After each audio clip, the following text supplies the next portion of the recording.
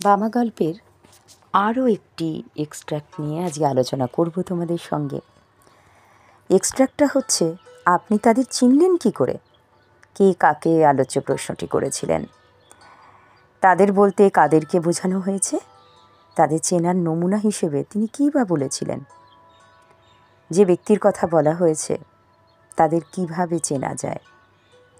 সত্যি কি তাদের চেনা গেছিল বলে তুমি মনে করো?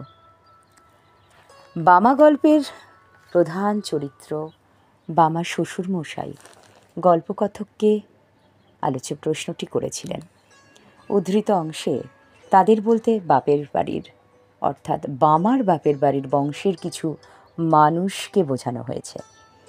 গল্পকথক যে বামার বাপের বাড়ির লোকেদের চেনেন তা বোঝানোর জন্য তিনি বামার শ্বশুরমশাইকে বলেন, তাদের এক মন্ত্র শিষ্য রায়না থানা এলাকার কুসুমপুরের বাসিন্দা হরিদাস মজুমদারের একটি মেয়ের নাম বামা।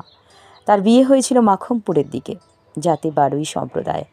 বামা জ্যাঠার নাম পাঁচকড়ি, যিনি গল্পকথককে আসার সময় বলে দিয়েছিলেন তিনি যেন বামার শ্বশুরবাড়ির খোঁজ করে বামার খবর নিয়ে আসেন। এই সব কথা বলে গল্পকথক বামার শ্বশুরমশাইকে বোঝাতে চান যে তিনি বামাকে এবং তার বাপের বাড়ির অনেককেই আগের থেকেই চেনেন। উক্ত ব্যক্তি আসলে বামার বাপের বাড়ির সত্যিই কাউকে চিনতেন না, অর্থাৎ গল্পকথক।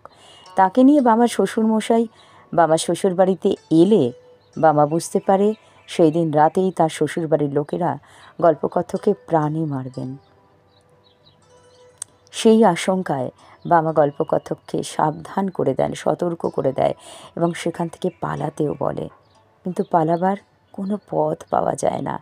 তখন গল্পকথককে বাঁচানোর জন্য বামা তাকে নিজের বাপের বাড়ির কিছু নিকট আত্মীয়ের নাম বলে এবং গল্পকথককে দিয়ে সেই নামগুলো ভালোভাবে মুখস্থ করায়। বামা জানত যে জড়তা নিয়ে গল্পকথক তার বাপের বাড়ির লোকেদের নাম বললে তার শ্বশুরমশাই তাদের মিথ্যে অবশ্যই ধরে ফেলবে, কারণ তিনি অভিজ্ঞ একজন ফাঁসুড়ে ডাকাত।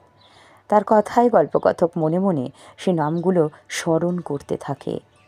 তাই বামার কাছ থেকে শোনার ফলেই গল্পকথক বামার বাপের বাড়ির লোকেদের সম্বন্ধে বিস্তৃত জানতে পেরেছিলেন এবং সে যাত্রা বেঁচেও গিয়েছিলেন। আজকে তোমাদের সঙ্গে আলোচনায় পর্যন্তই করলাম। আবার অন্যভাবে ফিরে আসব অন্য কোনো বিষয়বস্তু নিয়ে। অসংখ্য ধন্যবাদ সবাইকে।